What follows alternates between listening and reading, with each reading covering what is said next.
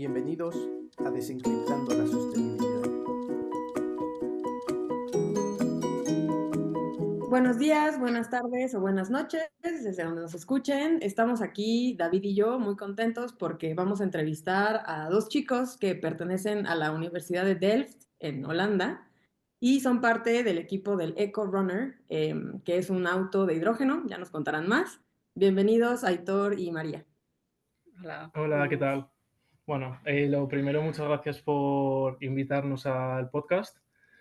Y bueno, tenemos así un poco una sorpresa este año, y es que por primera vez el EcoRunner se está alejando un poco de lo que son los coches de hidrógeno. Bueno, alejando un poco, alejando completamente, porque estamos intentando construir un coche con un motor con combustión externa. Y este año vamos a usar metanol verde. ¿Quieres elaborar igual? Sí, si queréis os contamos un poco primero de la historia de EcoRunner. Sí, si quieren Entonces, empezamos por ahí. EcoRunner fue un equipo que se fundó alrededor de 2005 y durante los 2 primeros años los estudiantes trabajaron más con coches de gasolina y poco a poco vieron como eso pues no era muy sostenible, no era tan innovador y encontraron una alternativa que era el hidrógeno. Gracias a ello empezaron a destacar bastante en competiciones como la Maratón de Sel y acabaron consiguiendo el récord Guinness varias veces, superando a modelos anteriores del coche por completar la mayor distancia recorrida a base de hidrógeno. Y el año pasado conseguimos tener el primer coche de estudiantes legalizado para tema urbano, que funcione a medida de hidrógeno, lo cual fue pues, un logro bastante importante para el equipo. Y este año pues, hemos decidido que el equipo no podía innovar tanto en temas de hidrógeno y hemos decidido pues eso, Sí, cambiar que un poco. ya habíamos llegado a nuestro límite y ahora es época de experimentación. Buenísimo. Oigan, Aitor y María, creo que ese contexto está sumamente interesante, pero nos gustaría también profundizar un poquito sobre ustedes. ¿Nos podrían contar también un poquito sobre ustedes? Digo, sabemos que esto llegó un poquito después, pero quizás siendo un paso hacia atrás, qué mejor que ustedes mismos que nos cuenten, pues, cómo es que llegaron a hacer lo que están haciendo y también, pues, qué los inspiró, aprovechando para darnos este contexto de ustedes mismos. Bueno, pues los dos estamos estudiando ingeniería aeroespacial en TU Delft. Y yo llevo ya un tiempo viviendo en Holanda, pero tú te acabas de mudar para la Sí. universidad. Yo estoy en segundo año y personalmente me faltaba un poco el aspecto de la sostenibilidad o verdaderamente aplicaciones prácticas de nuestro estudio al día a día, como que lo echaba de menos. Y en Delft lo conocido son los grupos de estudiantes, porque te dan mucha posibilidad de trabajar independientemente y innovar, sacar tus propias ideas y trabajar en ello. Y bueno, pues fue por eso que me metí. No sé tú, pero... Sí, este es el segundo año en el que participo en un equipo de estudiantes y pues me pasa un poco lo mismo que a María. En la carrera, sobre todo durante los primeros años, se enfocan mucho en el ámbito teórico y a veces parece como que falta un poco de aplicación, de poder aplicar todo lo que estás aprendiendo tú mismo con tus propias manos y pues al final los equipos de estudiantes pues son el mejor sitio para poder experimentar con distintas cosas, aunque luego como no hay ningún tipo de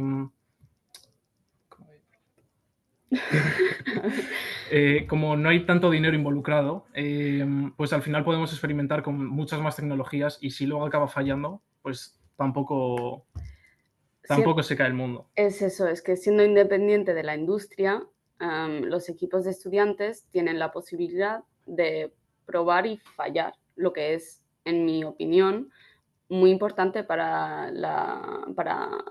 llevar adelante la ciencia. No, absolutamente. Y eso, la verdad, se ve, yo creo, en todas las universidades, ¿no? Como estos años bien cargados de teoría y luego muchas veces sales y realmente no tienes lo práctico. Entonces está muy bien que ya se incluya estos grupos de estudiantes. Entonces entiendo que hay muchos grupos de estudiantes en Dell. ¿Y cómo es que acabaron exactamente en EcoRunner? O sea, ¿qué fue lo que los llamó de ese en particular? Bueno, pues estamos trabajando en la Dream Hall, que es donde la universidad patrocina estos grupos de estudiantes. Tenemos un grupo de estudiantes que experimenta con arte, una fusión de arte y tecnología. Luego Space Oasis, que se dedica a diseñar un ámbito, Sí, una base lunar. una base lunar, que es el equipo que hizo Aitor el año pasado. Así que también es muy interesante por si os interesa alguna vez. Y tenemos un equipo de Hyperloop, un equipo de un barco de hidrógeno, uno que ayuda a construir un exoesqueleto, que es un proyecto chulísimo, March. Y bueno, ¿qué Sí. más hay? Bueno, yo creo que hay bastantes equipos y suelen ir rotando entre ellos. Cada año la universidad decide patrocinar pues a 7, 8 equipos, dependiendo de si consideran pues que los objetivos que tiene el equipo ese año son suficientemente innovadores, sostenibles, etcétera, etcétera. Y yo, por ejemplo, decidí meterme a EcoRunner porque me interesa mucho el tema de planificación urbana y de movilidad urbana, y me parecía que era el equipo que más se acercaba a eso, a poder hacer como una movilidad urbana sostenible mucho más real. Pienso que algunos otros equipos, sin dar así nombres o hablar mal de ellos, sus conceptos son un poco más teóricos o es más complicado, pero al final diseñar un coche o un automóvil es mucho más fácil y práctico que se aplique pues a cualquier ciudad. No Y sé. estoy completamente de acuerdo. Para mí es menos la idea de construir un coche, más bien que la posición que me ofrecieron tenía que ver con materiales y producción, que es justo lo que a mí me interesa y donde yo veo un futuro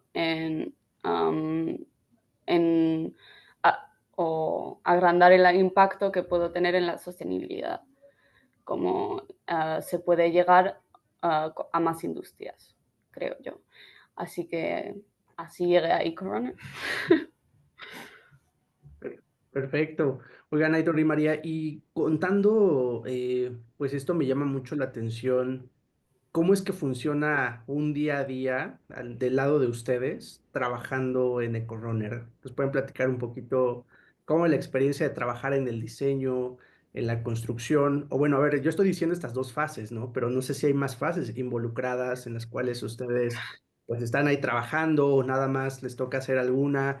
¿Cómo funciona esto para pues justo avanzar en todo este tema del auto de hidrógeno? Vale.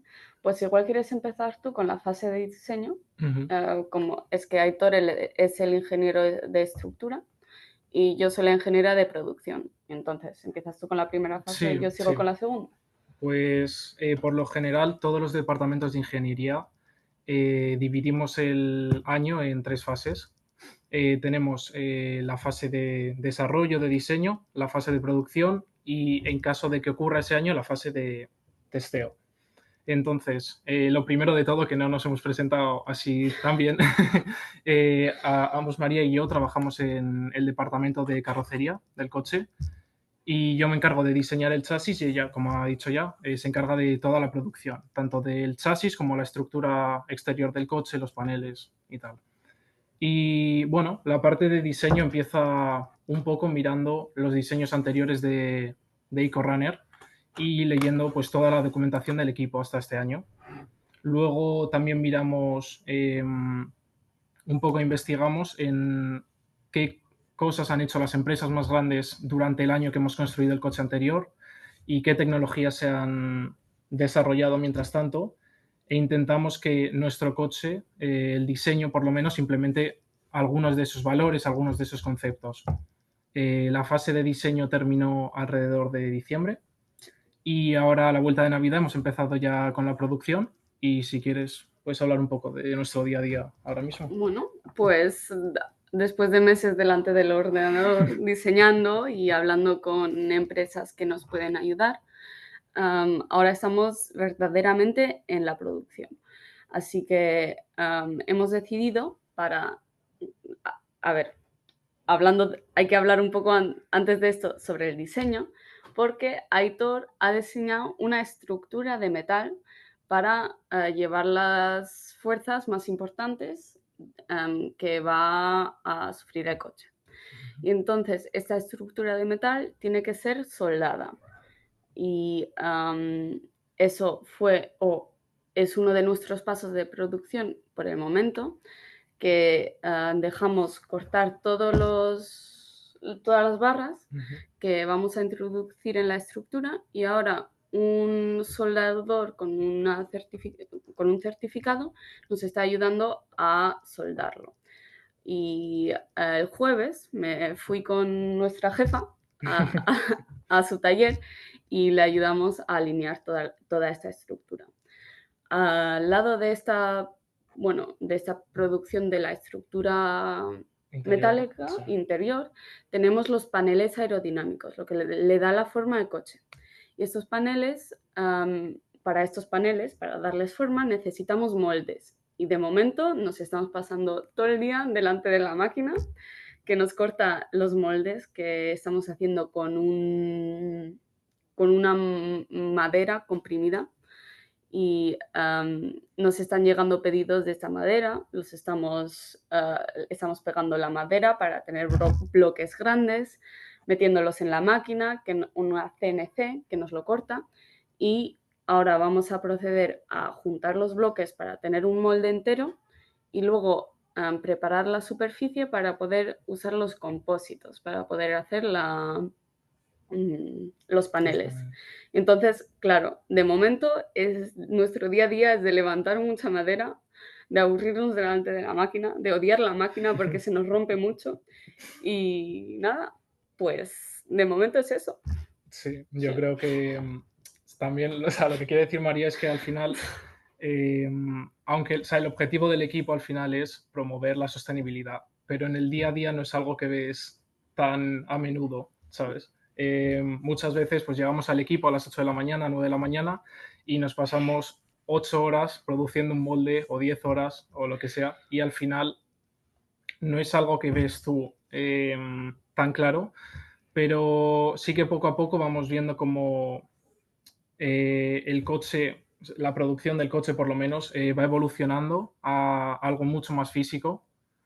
Y lo más importante que estamos consiguiendo, a diferencia de otros años, producir la gran cantidad del coche nosotros mismos como dentro del Dream Hall, dentro del equipo, lo cual nos está permitiendo ser mucho más flexibles con los materiales que estamos eligiendo, los métodos de producción. Y no sé si quieres hablar un poco de las fibras que estamos usando este año. Claro, si os interesa un poco saber más sobre nuestras decisiones para la sostenibilidad de nuestras componentes del coche, pues hemos decidido trabajar con fibras de lino, porque las fibras de lino son un tipo de compósito que cada vez más se está usando por ser tan sostenibles.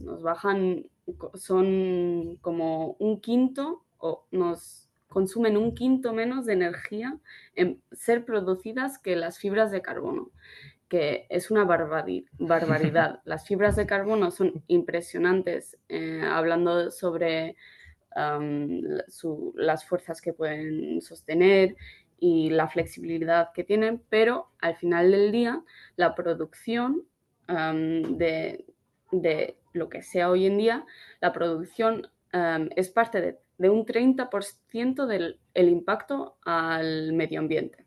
Entonces es muy importante trabajar también o mejorar también el paso de la producción para también tener o crear una vida del producto más circular y sostenible en todos sus pasos. Entonces, por eso hemos decidido usar fibras de lino, que claro, también estamos experimentando un poco con ellas para saber la fuerza que pueden llevar. Sí. ¿Tienes algo que Eh, añadir? no, sinceramente yo creo que, bueno, sí que has dicho algo que creo que es bastante importante y que muchas veces no se ve o no se habla tanto en todo este tema de la industria del automóvil, la industria automotriz, que es como la producción del coche también impacta mucho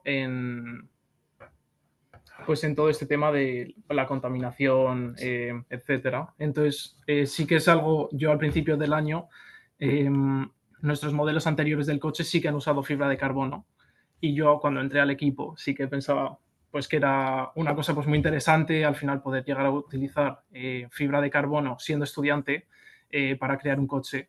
Pero una vez empezamos a investigar un poco vimos que por mucho que a nivel estructural sea muy eficiente, no es lo más sostenible utilizar este tipo de fibras. Y como ha dicho María, como nosotros estamos creando un prototipo, pues creemos que es el mejor momento para experimentar con este tipo de fibras que podrían ofrecer una alternativa. Eso es. Sí, 100%. Como decías hace rato, María, ¿no? Es un espacio en el que pueden probar cosas, pues sin tanto temor a fallar, porque al final no hay así tanto dinero involucrado ni tantas expectativas. Es como, pues sí, experimentar. Entonces está súper Sí. interesante. Me gustaría regresar tantito mencionaron que justo este auto de hidrógeno que ha hecho EcoRunner en alguna ocasión, no sé cuándo haya sido exactamente, rompió como un récord mundial, ¿no? De distancia de un auto de hidrógeno. ¿A ustedes les tocó estar en el equipo en ese momento o no? ¿Cómo se vivió? Platíquenos un poquito de eso. Bueno, desgraciadamente no, porque en estos equipos solo se puede participar durante un año. Pero estoy buscando aquí los números exactos. Sí, mientras les cuento un poco cómo funcionan este Exacto. tipo de equipos, al final pasan tantos estudiantes por la universidad que quieren crear un espacio en el que la mayor cantidad de gente posible pueda verse involucrada en este tipo de proyectos. Y entonces al final lo que consiguen es que cada año alrededor de 20-26 estudiantes se renueven y pasen otra vez por el equipo. Por eso les explicaba antes que al principio del año una gran parte de la investigación es leer la documentación de años anteriores. Entonces, personalmente no vivimos este récord dentro del equipo, pero sí que son muchas cosas que se escuchan luego en la universidad. Yo Sí. no estaba ni siquiera en la universidad en su día, pero el récord consiste de conducir con 1 kilo de hidrógeno por 2.488 kilómetros, que a mí me parece una barbaridad, la verdad. Pues ¿Y cómo funciona? ¿Saben? O sea, ¿salen todos los coches que están compitiendo al mismo tiempo? ¿Cómo pasa esa competencia? Sí, pues en los años anteriores en los que el EcoRunner participaba en una maratón, es más como una carrera en un circuito cerrado y sí que funciona un poco así. Todos los coches intentan recorrer la mayor distancia o conseguir la mayor velocidad y se otorgan como distintos premios. Pero en el caso del récord, el equipo llevó el coche al norte de Países Bajos y alrededor de un circuito en carretera urbana, por lo cual también estaba involucrado todo el tema de transporte, tráfico, semáforos. El equipo decidió elegir una ruta y la recorrió, me parece que son como 7 veces seguidas, cambiando de piloto, intentando optimizar para reducir el tráfico, conduciendo por la noche, porque al final cuantas menos veces pares el coche, pues menos energía pierdes en el proceso y pues al final pues conseguir una mayor distancia. Buenísimo. Oigan, y algo que a mí también me llamó mucho la atención desde el inicio que nos contaban, pues era justo esta transición que están haciendo hacia temas de metanol, lo que nos platicaban de combustión externa. quisiera profundizar un poquito más en eso. Y el primer tema que me gustaría profundizar es ¿por qué cambiar de hidrógeno a metanol?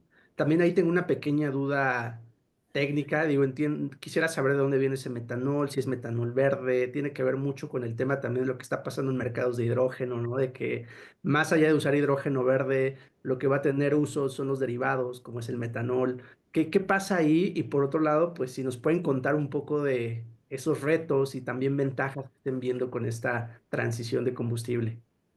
Claro. Empiezo yo Sí, luego hablo yo. y hablas tú del futuro. Venga.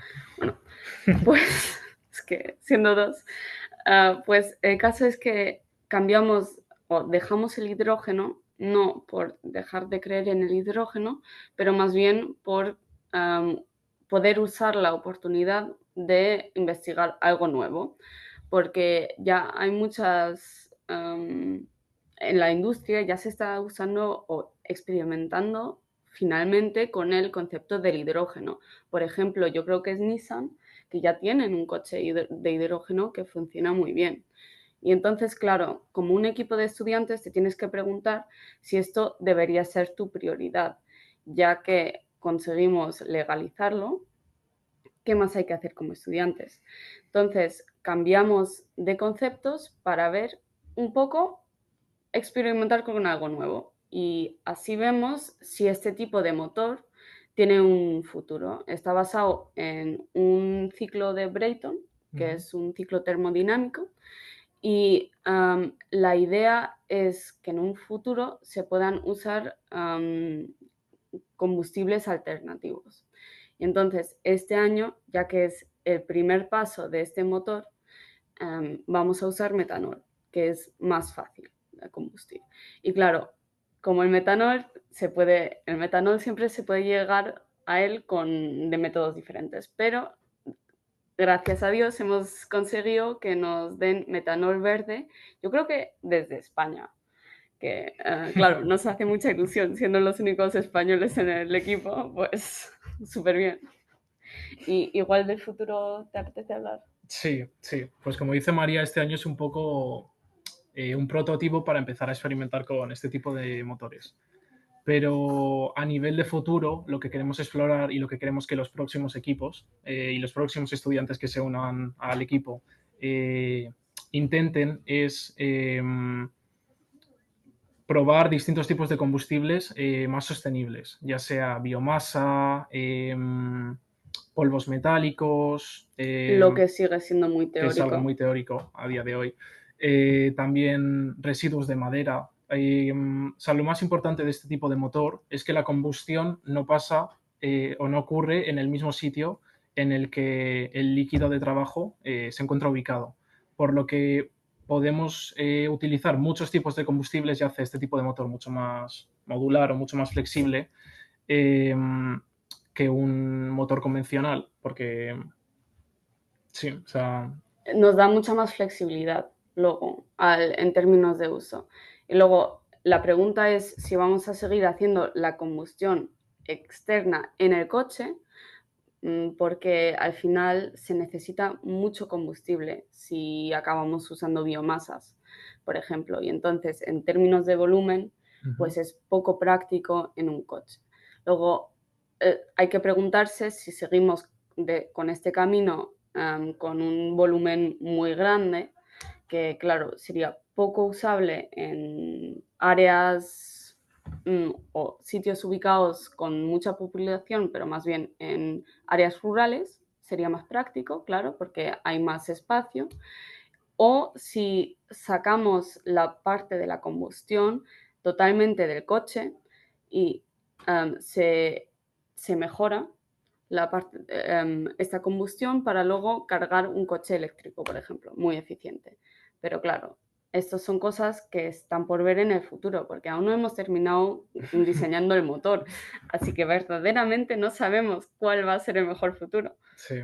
Al final, yo creo que lo más importante este año es conseguir un coche que funcione y nuestro objetivo es que el coche recorra 400 kilómetros con un tanque de metanol Y al final esto, comparado a años anteriores, puede sonar como que no estamos intentando pues lograr tanto, ¿no? Porque al final, en años anteriores, pues equipos han intentado ir a por un récord Guinness o a ganar una maratón, pero lo importante este año es conseguir que un coche con este tipo de motor, que es algo que no se ha hecho nunca con un equipo de estudiantes, eh, consiga crear un coche que funcione y que permita pues varios tipos de combustible.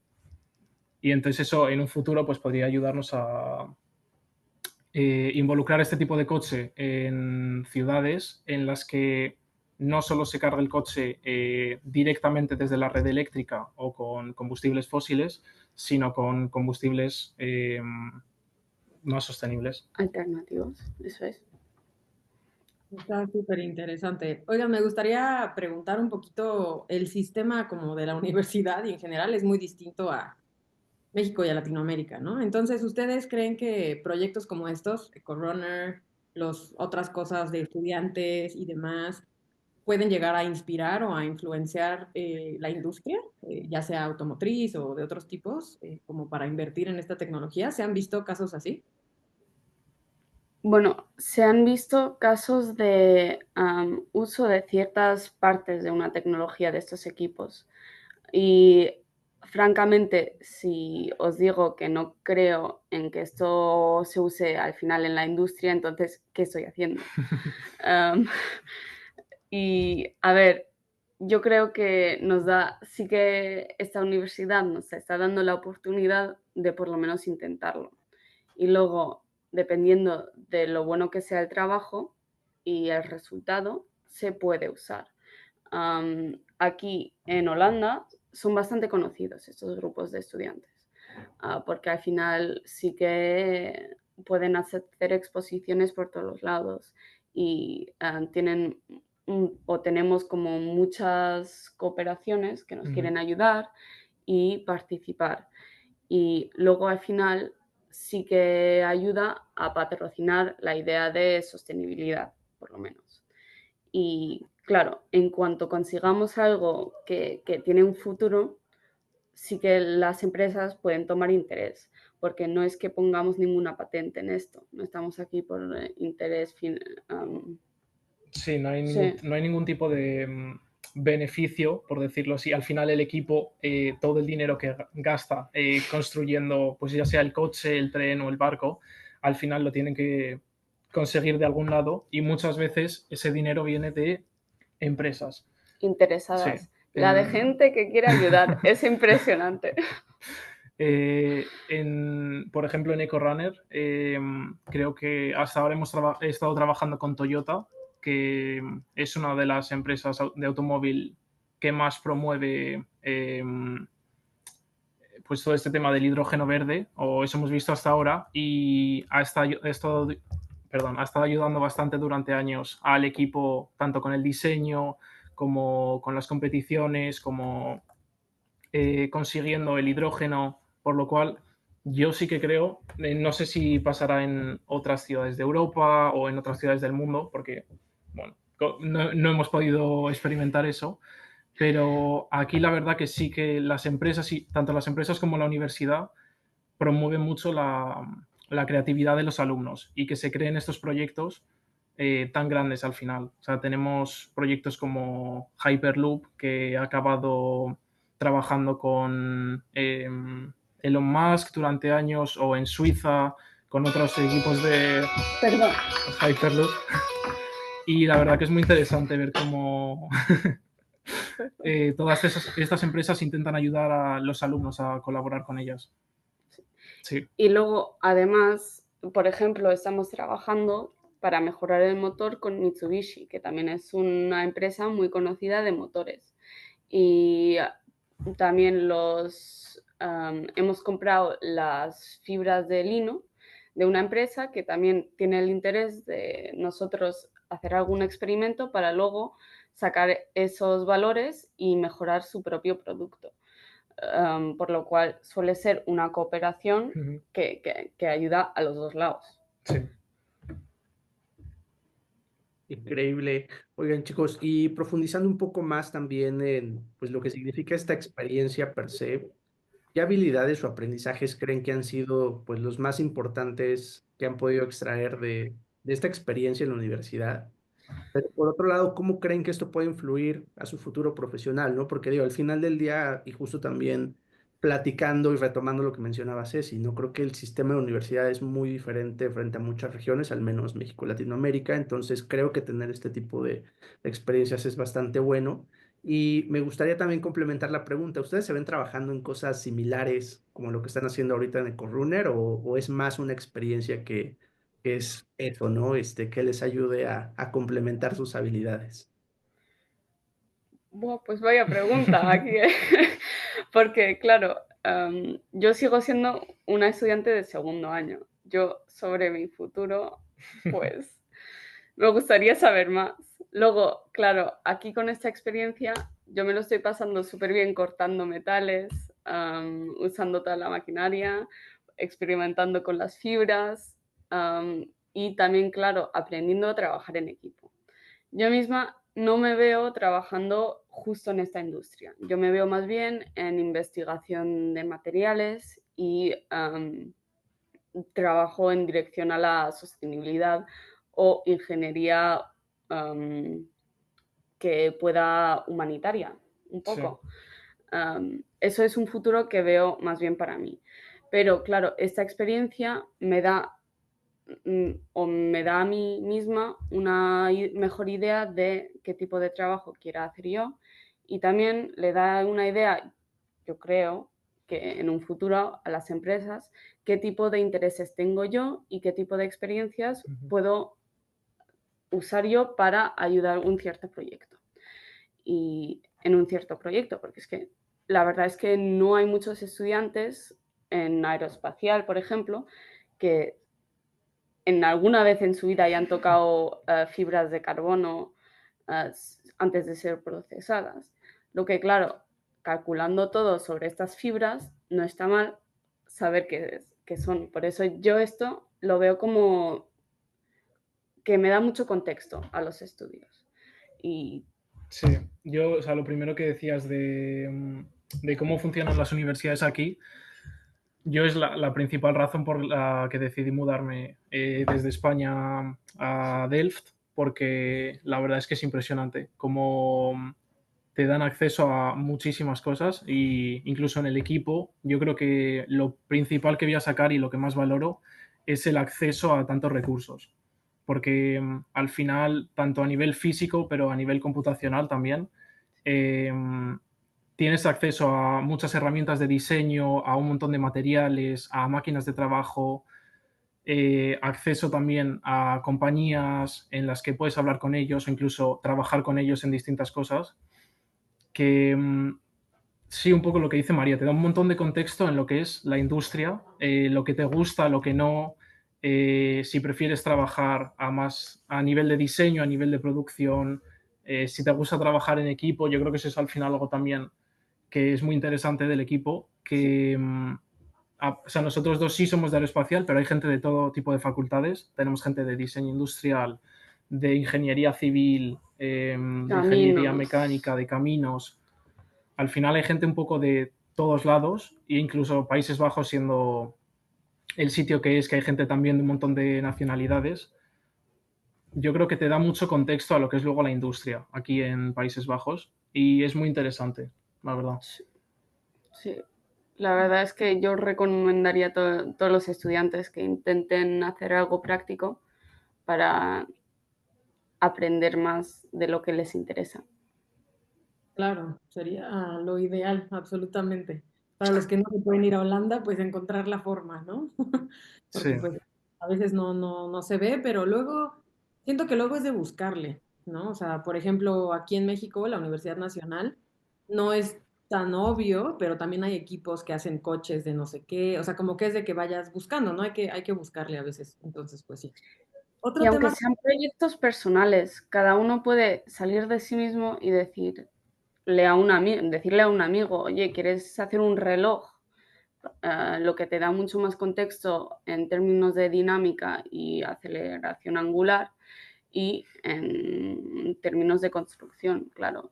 Tú en tu casa puedes hacer tus propios proyectos que te que te lo pasas súper bien y la verdad es que puede ayudar.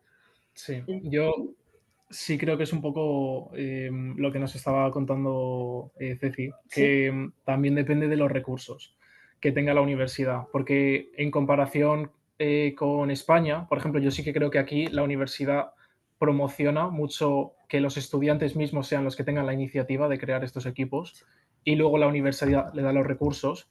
En España sí que estoy viendo que es algo que está creciendo, lleva tiempo, obviamente, pero sí que creo que es algo que está creciendo más últimamente. Igual también es ahora que estoy más involucrado yo y gente que conozco en el ámbito de la universidad, pero sí que veo que las universidades están empujando mucho esto, que los alumnos tengan iniciativas propias y creen equipos o proyectos y así. Sí, totalmente. Yo también creo que está avanzando y pues no queda más que seguir empujando, ¿no? Y justo pues para nosotros esta es también la idea, ¿no? De este podcast, como dar estas ideas y pues inspirar, ¿no?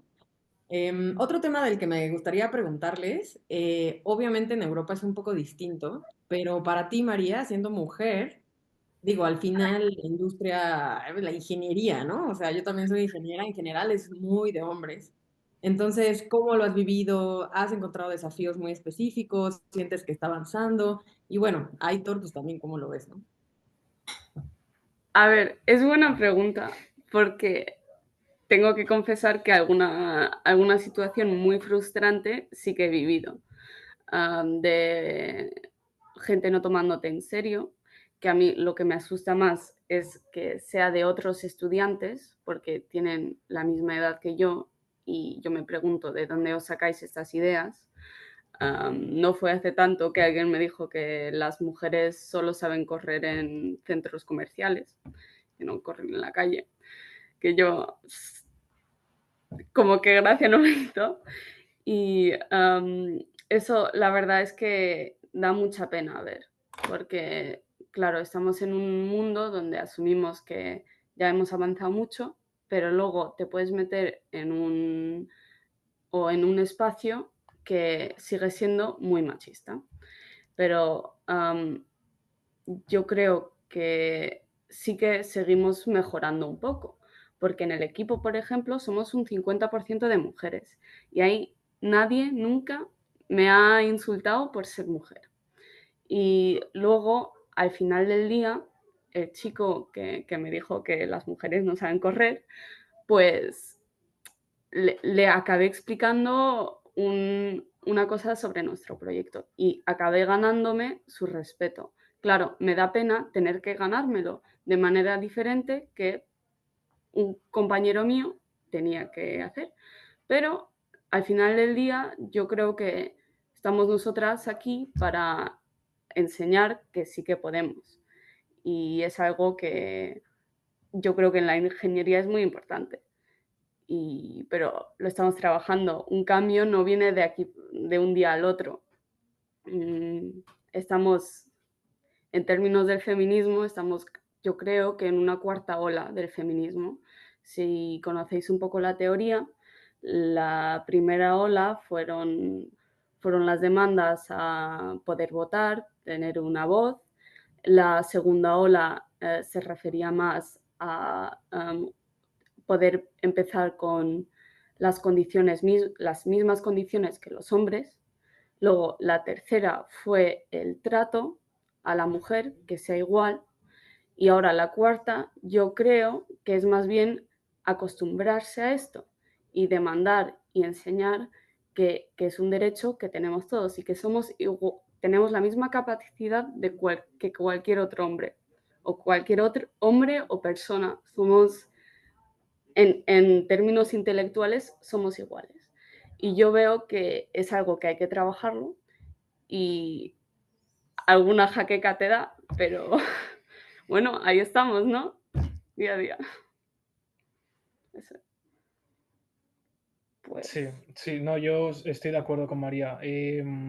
La verdad que en la carrera, sobre todo en las que suelen ser así más técnicas, el porcentaje suele ser bastante más bajo comparado con facultades, pues más, yo que sé, en el ámbito humanitario o social, pero yo sí que creo que poco a poco se va avanzando Por ejemplo, en los equipos de estudiantes se suelen ver un balance, yo creo, más equitativo.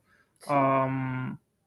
Pero también puede ser porque la gente que suele aplicar igual a estos equipos suele tener la mente más abierta, más hacia el futuro, así que también puede igual ser algo relacionado con eso, sí. Pero yo justo en este aspecto yo creo que va a venir poco a poco y también tiene que ver con la sociedad, porque yo veo que diferentes países tienen Sí, diferentes sí. pasos de están avanzados a diferentes pasos, que está bien, pero aquí, claro, en un sitio donde se mezcla todo el mundo, pues se ve que la gente tiene diferentes ideas o viene de diferentes sitios, lo cual a mí me encanta porque se aprende de todo el mundo, es muy interesante. Y yo creo que es así que juntos, intercambiando ideas, que podemos avanzar. Así que esperemos que vaya mejorando, porque es para adelante es la única dirección en la que podemos ir, ¿no? Pues eso. Totalmente, justo, ¿no? Los temas culturales se mueven, o bueno, más bien no sé si decir que este tipo de temas se mueven en condición de cuál es el contexto cultural, ¿no? Creo que eso siempre va a ser un factor muy determinante. Oigan, y hablando también un poco, digo, ya sé que a lo mejor estamos futureando un poquito, pero dentro de esta experiencia que ustedes han tenido, ¿hay algo dentro de la movilidad sostenible que ustedes han visto que les gustaría cambiar durante los próximos años? Yo puedo empezar si quieres. Pero... Sí, tú empieza. Vale. Yo lo primero yo creo es cómo a veces, o muchas veces, sinceramente, se hace como un, no sé cómo se llama en español, como un lavado verde, no sé cómo le llaman. Greenwash. Sí, el famoso greenwashing, ya que muchas veces escuchas de empresas o grupos de investigación o incluso equipos de estudiantes que supuestamente están avanzando mucho y yo creo que sí que poco a poco van avanzando, pero muchos de estos cambios tecnológicos o estas alternativas también traen muchos problemas.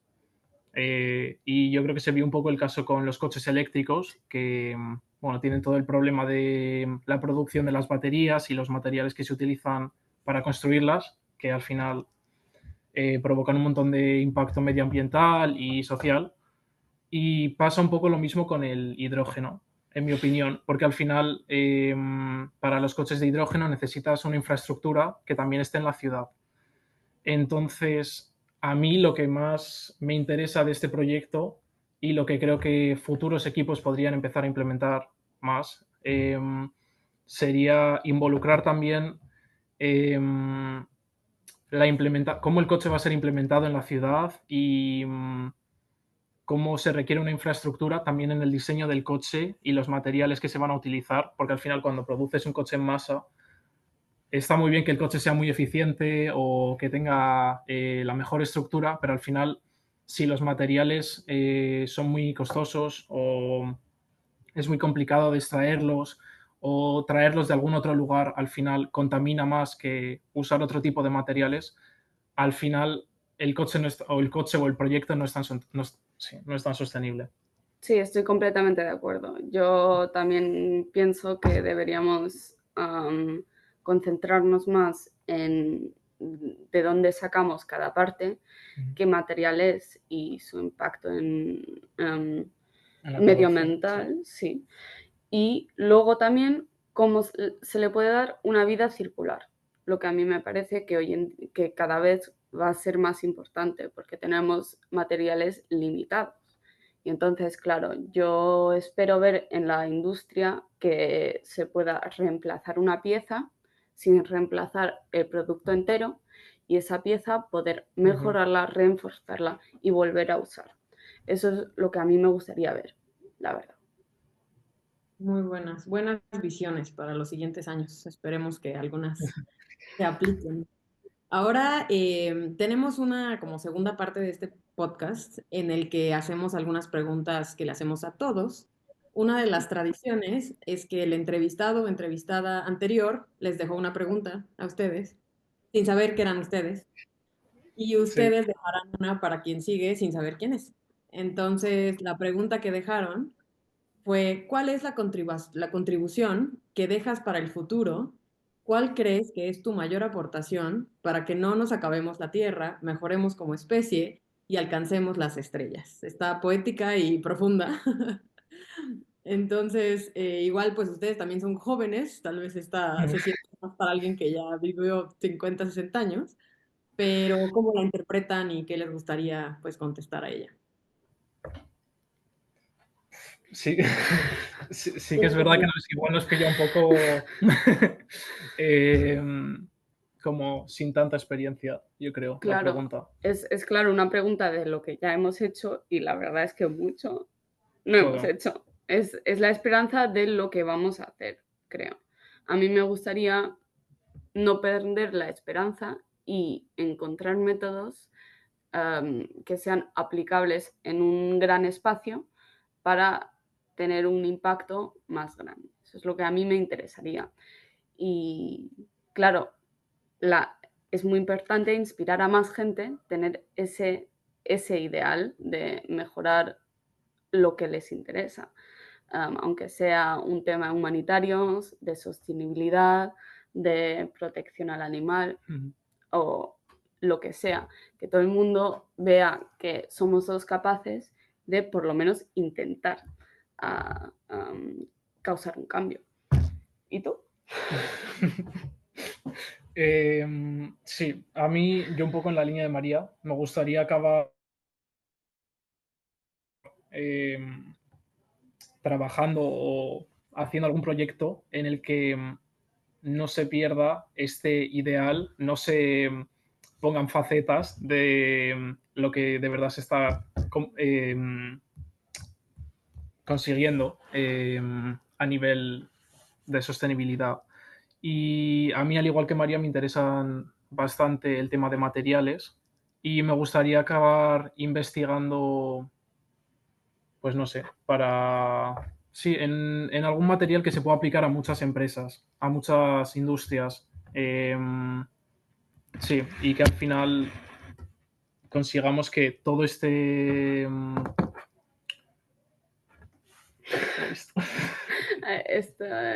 Estos restos. Los restos, perdón, Sí. es que el Spanglish, al estar estudiando todo en inglés, lo siento, todos los restos que salen pues, de estas industrias y de la producción de todos estos materiales, que vaya disminuyendo poco a poco y se le dé otra vida. Muy buenas, muy buenas. ¿Y qué preguntas les gustaría dejar? Pueden dejar una cada uno. Pues a mí me gustaría preguntar que si el siguiente entrevistado tiene una cosa que le parece que podría tener el impacto más grande con la necesidad o con menos trabajo o dinero metido. ¿Qué creen que podría tener el impacto más grande? Yo creo que eso me parece muy importante porque esos son los primeros pasitos que podemos tomar para inspirar a la gente. Sí, yo en la línea de María, a nivel un poco más personal que profesional, si pudiesen inspirar a una persona para llevar una vida más sostenible, pues ¿a quién elegirían? Ya sea a su jefe, a sus compañeros de trabajo, algún familiar. Buenísimo.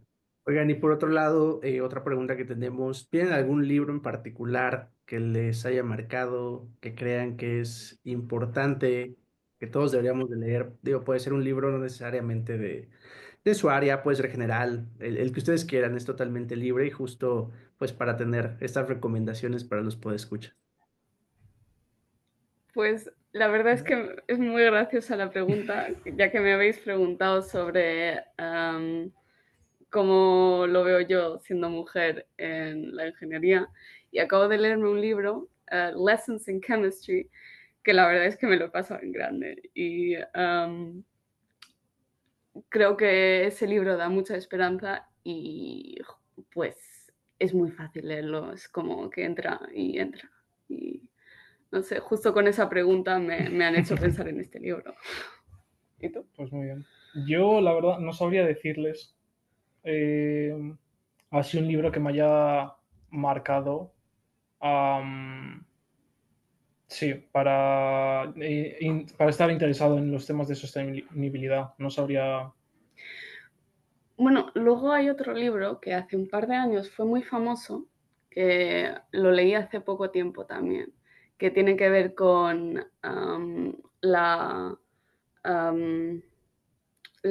cómo la geología y la geografía impacta la política, que a mí es que también tengo la opinión soy de la opinión de que la política es la que es capaz de crear más cambio extremo en términos de sostenibilidad. Entonces, claro, leer cómo la geografía impacta la política es muy interesante en ver lo que podría pasar. Y usar este libro como inspiración a un futuro me parece muy interesante. El caso es que no recuerdo cómo se llama el libro. Me gustaría saberlo, pero Sí, igual lo podemos mandar más tarde. sí, se lo podemos mandar uno de estos días. Lo tratamos de buscar nosotros también. Muy bien. Otra de estas preguntitas de segunda parte es, ¿a quién nos recomiendan entrevistar? Puede ser alguien específico, nombre, apellido, todo. Puede ser un sector de la población. Solo consideren que tiene que ser en español. Claro. Mm, Pues a mí la verdad es que me interesaría mucho un político, porque es gente que puede llegar, tiene poder y puede llegar a inspirar mucha gente. Y la verdad es que no tiene tanto que ver con tecnología, pero tiene que ver con aplicación en la vida real. Y eso yo creo que es muy importante, no solo la teoría de la tecnología que estamos haciendo nosotros, que luego al final del día hoy no tenemos nada que presentar. Luego los políticos igual hoy sí que pueden hacer algo. Por eso, en mi opinión, eso sería muy interesante. sí, yo hace poco, sí que es verdad que no sé muy bien cómo de accesible es esto. Hace poco en Galicia, que está en el norte de España, desarrollaron como un sátel eléctrico que, que permite recorrer como también 4.000 kilómetros y llevar, no sé, 11, 12 personas. Y lo presentaron hace no tanto en Dubái, me parece. Y creo que podría ser interesante porque en España yo creo que últimamente se están promoviendo mucho el tema de la infraestructura eléctrica en Barcelona, en Madrid, están creando muchos puntos de carga y al final creo que podría ser interesante ver también cómo se puede aplicar esta movilidad también no solo en automóviles, y yo aquí te estoy hablando desde lo que sabemos un poco nosotros, el EcoRunner, sino también en transporte un poco más enfocado en la ciudad, que pueda llevar a gente en el aeropuerto, alrededor de la ciudad, al hospital. Sí. Buenísimo. Pues Aitor, María, ¿algún tema que quisieran mencionar, algo adicional, algo que se nos haya pasado preguntar y que les gustaría compartir? Yo creo que Hemos sí. hablado mucho. Yo creo que sí, el del equipo ya hemos presentado. Sí. Y a nivel personal también. Al final, como estudiantes, no tenemos tanta experiencia y tantos, yo creo, años de vida para habernos equivocado o dar como consejos a gente. Sí, tú espera que aún nos queda mucho tiempo para equivocarnos. Sí. Pero si tienen un interés en el diseño que hemos hecho, el 25 de febrero también vamos a presentar este diseño. Y ahí también se van a especificar más cosas técnicas. Sí. Y la presentación es en inglés, pero quien quiera accederla puede verla online. Sí, claro, nos comparten la información, la publicamos aquí también. Perfecto, gracias. Claro. Hombre, pues muchísimas gracias, qué gusto tenerlos y compartir y vamos, en verdad creo que, ustedes lo mencionaron de que a lo mejor no tienen todos los años de compartir, pero creo que tienen del otro lado una virtud muy importante, muchas cosas que inspirar. Entonces, pues muchísimas gracias por acompañarnos y pues bueno, nos vemos en la próxima. Muchas gracias. Un placer. Un placer que